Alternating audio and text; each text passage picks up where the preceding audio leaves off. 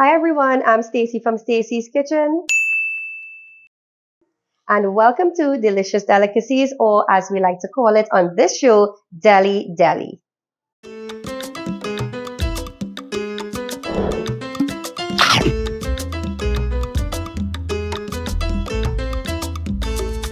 Alright, so on today's episode, I am going to be doing Parsad. We know that season is approaching. Some of us call it mohanbog, others halwa. So let's get right into that.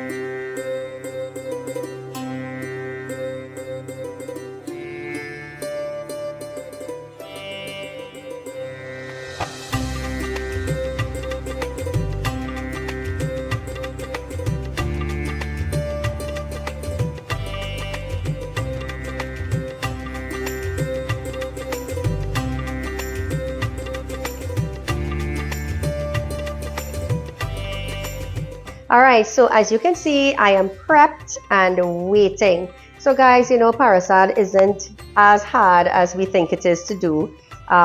You know, everything now is very futuristic. So I'm just going to make this very simple. I'm doing ½ pound of Parsad. So my pot is heating and the first thing I'm going to put into the pot is my ghee.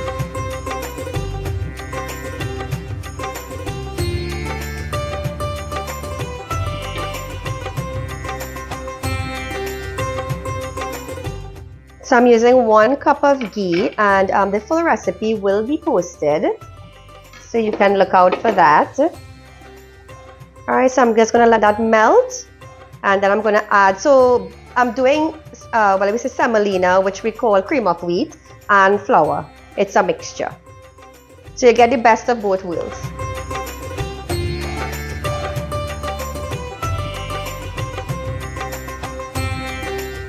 I have a little piece of raisin in there already for a little sweetness, just to give the ghee some flavor. Alright, so we can have this melting on medium heat, and now I'm going to be adding the cream of wheat, just about 1 cup.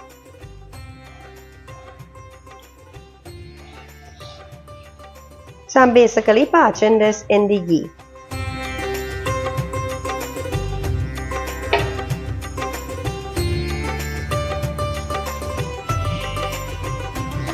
And guys, this is my take on Parsad. I know around Diwali time it is a staple.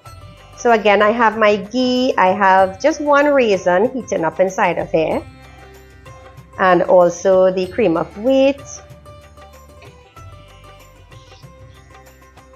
I'm also using a non-stick pan, which makes it easier for stirring, and it doesn't always stick too much to the pot.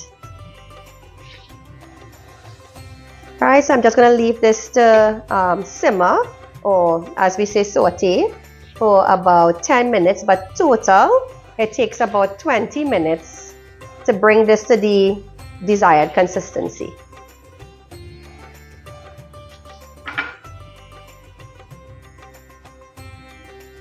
Alright, so now for our milk mixture, I'm going to pour 2 cups of evaporated milk or whole milk. And I infuse some bay leaves as well. And we're going to be putting 2 sticks of cinnamon. So we're just flavoring the milk. Alright, so I'm also going to put the rest of my raisins to cook up in there.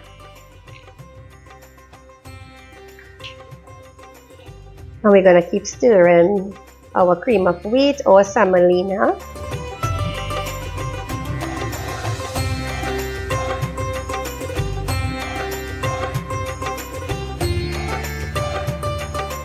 See how nice and spongy and bubbly that looks? That's what we're looking for. Alright, so I'm going to add some more flavoring to my milk. So I'm going in with some ground ginger. And most important, our lychee powder. So it's about a teaspoon each. And we'll let that bubble up as well. Well, as we say, bring it to a boil. So I'm stirring my So I'm just doing the miniature version to the big pot. So we're turning our semolina in the pot.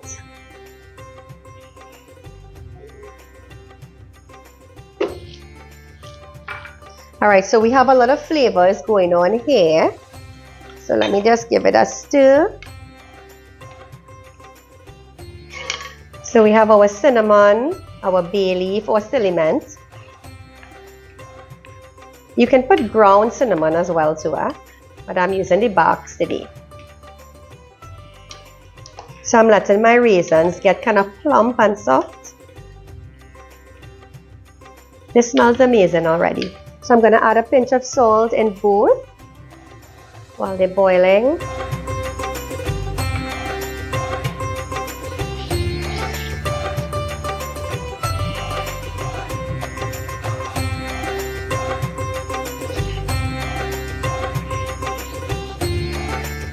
So I'm basically patching this ghee with the semolina.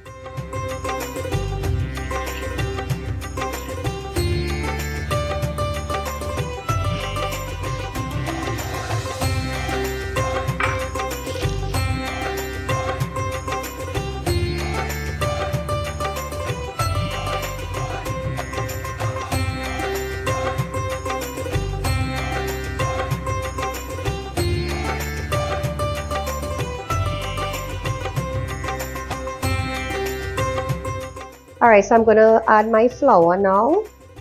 So I'm just going to lightly sift it into there, just to make sure the lumps are out. Even though at the end of the day, Parsad has to be a little bit crumbly, but I'm still sifting my flour.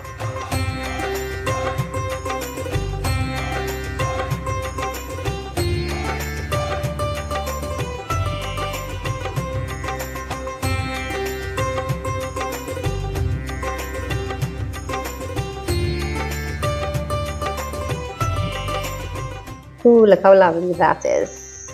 Nice and bubbly again. And creamy. So basically patching the flour together with the semolina in the ghee. I hope you guys smelling that through the television.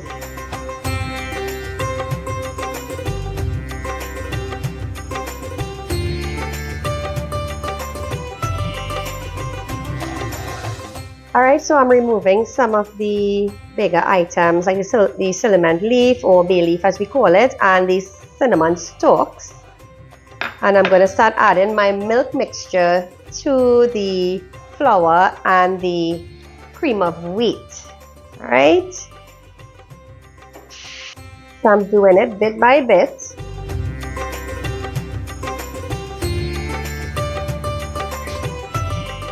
So you see, we're already creating our Parsad mixer here.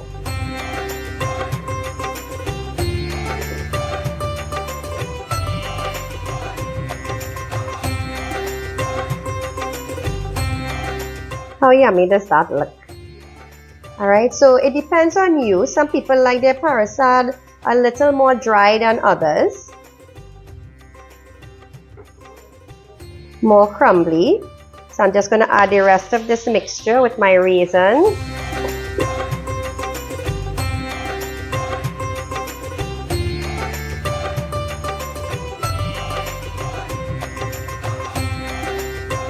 And last but not least, we're going to go in with our sugar.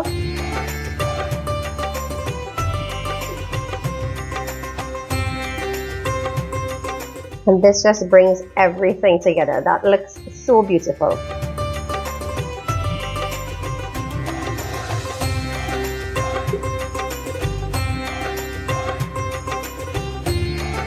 And guys, this is a very, very healthy treat or a meal. So we're getting our cream of wheat, just a tad bit of flour, our milk, and our healthy raisins as well, and all these lovely spices that I have just added.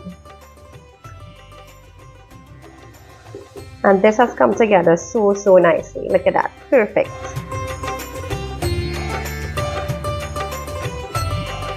Alright, so I'm just going to remove this from the heat, let it cool, and I guess we're going to be tasting it.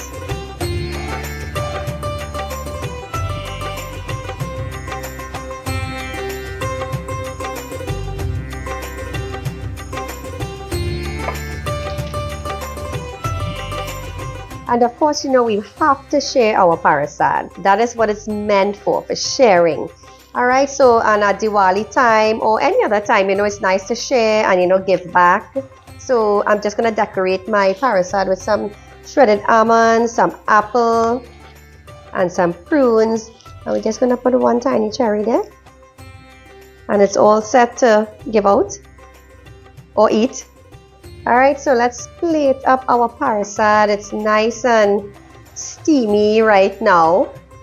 But my advice to you is I think Parsad always tastes better the next day when they let all the flavors sink in, you know. This looks so beautiful. I love the golden brown color.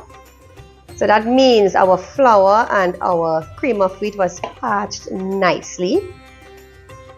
Just to top it up with some of these beautiful little sprinkles and a cherry on the top. And of course our fruits. We're keeping the tradition alive. Alright, some of our shredded almonds. And we're still going to put a little sprinkle of our lychee powder. How beautiful is that? Alright, so just to end with a little bit more sweetness, I'm going to be putting some powdered sugar.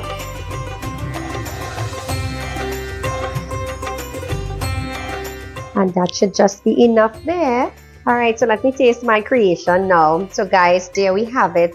Our Parsad, or as some people call it, mohanbog or halwa. So time to taste. Amazing. I'm not boasting because it's me, but it's a really, really nice treat. And as I said also, it's very healthy.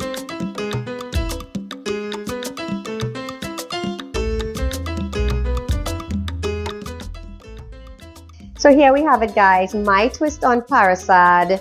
It's so simple and let me tell you, really healthy, and it tastes amazing. So thank you for looking at DeliDeli.